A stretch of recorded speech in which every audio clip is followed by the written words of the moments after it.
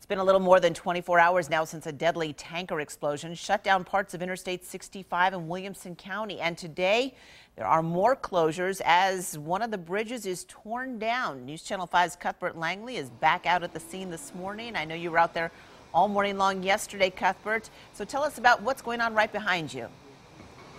Hey, Jennifer, well, right now crews are working in overdrive to demolish this old bridge. Let me step out so you can see exactly what's going on here. This is right at I-65, right at Paytonsville Road.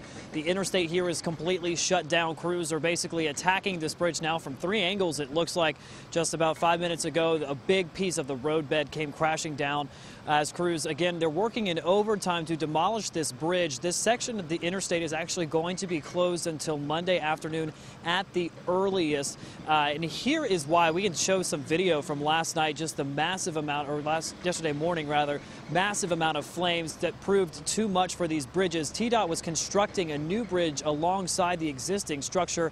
Both now are going to have to come down. The first phase is getting rid of this old bridge, which is again happening over this weekend.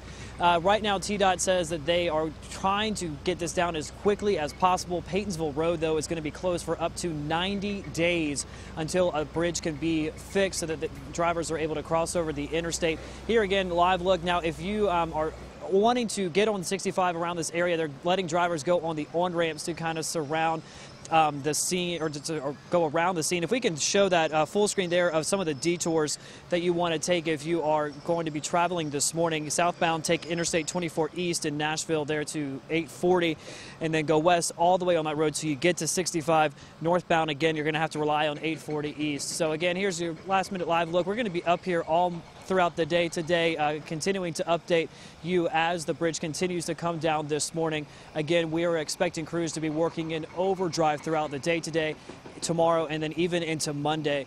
And then Paytonsville Road then closed for up to 3 months. Jennifer, we'll send it back to you. All right, Cuthbert, thank you. And police have still not released the name of the driver killed in that crash, but we do know the tanker was from the Edwards Oil Company, which is based in Lawrenceburg. The company's general manager told us next month the driver would have been with them for 40 years. He also told us the driver had an impeccable driving record. Yesterday's crash also caused serious problems for Williamson County schools. Paytonsville Road is a major route across I-65 for at least 3 schools, Page Middle, Page High, and Oakview Elementary.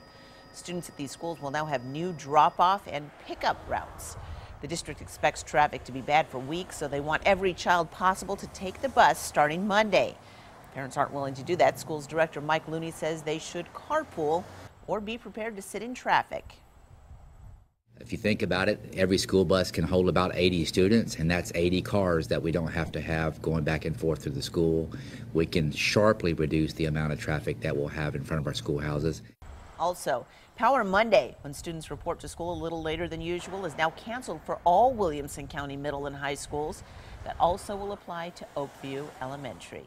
Now, to find out which school bus your child should take to school, just head to our website, newschannel5.com. It was another tense night overnight on the streets of Ferguson, Missouri, as police and protesters clashed for an 8th night. The civil unrest started after the shooting last Saturday of Michael Brown by a Ferguson police officer. Overnight, looters broke into at least 3 stores, including the one where police now say Brown committed a strong-armed robbery the day he was killed. Authorities released surveillance video of that robbery yesterday, as well as the name of the officer involved.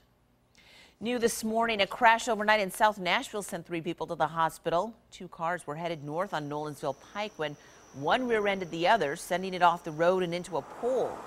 The other crossed Nolensville and ended up hitting a brick column in front of the Electronic Express store there.